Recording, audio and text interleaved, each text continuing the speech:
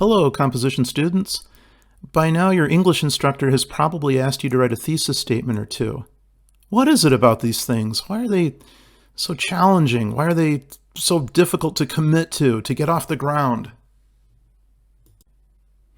It might be because, in addition to providing the main point of your essay, you're also being asked to create an argument and to be a little, well, combative, something we usually try to avoid in everyday social situations. Here's an example of what happens when academic argument breaks down. Have you ever been part of a conversation that goes something like this? Hey, how was the movie? I liked it. Really? That's good to hear. What'd you like about it? Oh, and it was great. Super entertaining. Nice. Nice. Can you be more specific? I don't know. I just really liked it. Great film.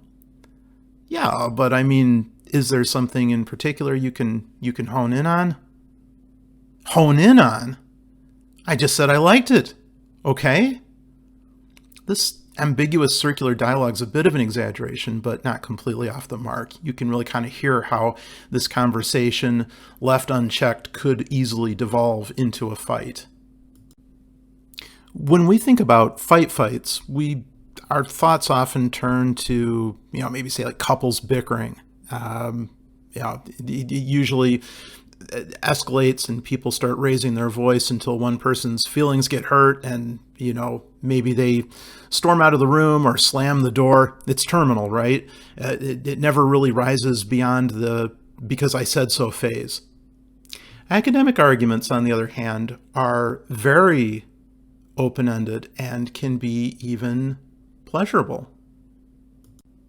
At their best, academic arguments mark the beginning of a conversation, often involving some new and potentially interesting ideas, what you might have heard referred to as academic discourse. This practice will hopefully tap into our sense of writer's ego, that sometimes impish desire to take the less obvious side. Zig when everyone else zags. Step on someone's toes. Or play devil's advocate. Well, maybe not that devil's advocate.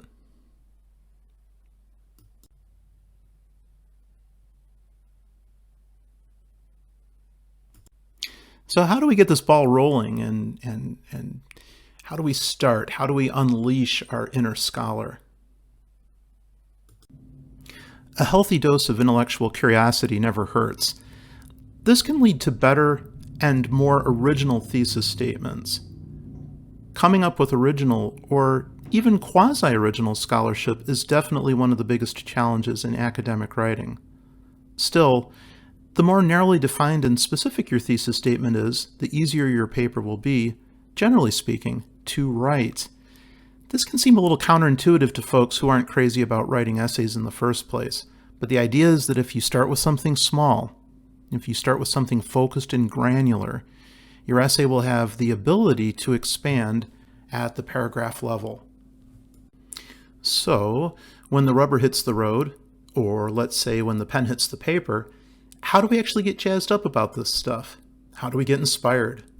How do we get to that place where we want to climb to the top of the hill, plant a flag, and shout our opinion across the rooftops for all to hear?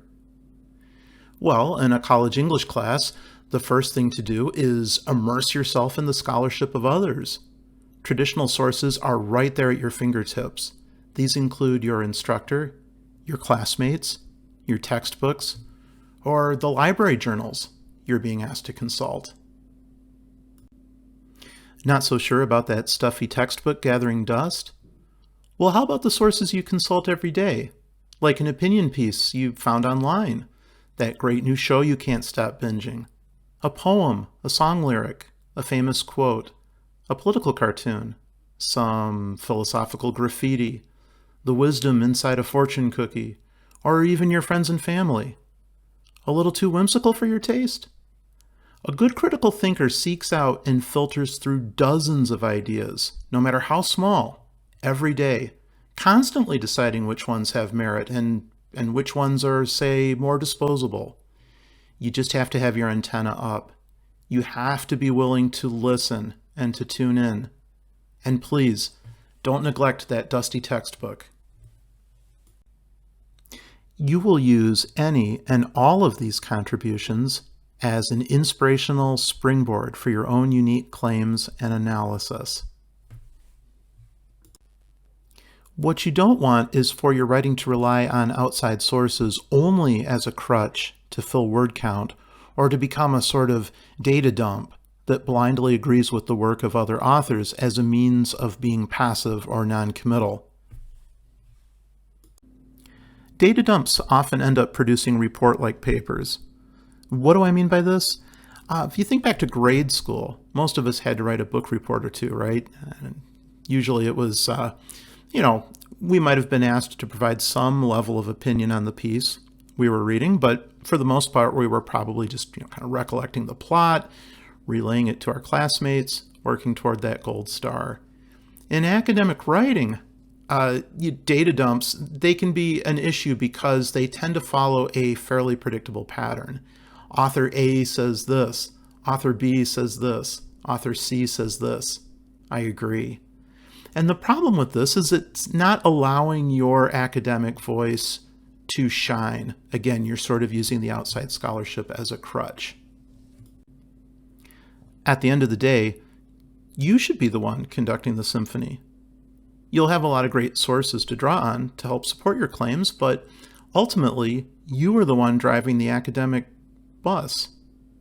It's pretty heady stuff, but with practice, it can be very rewarding.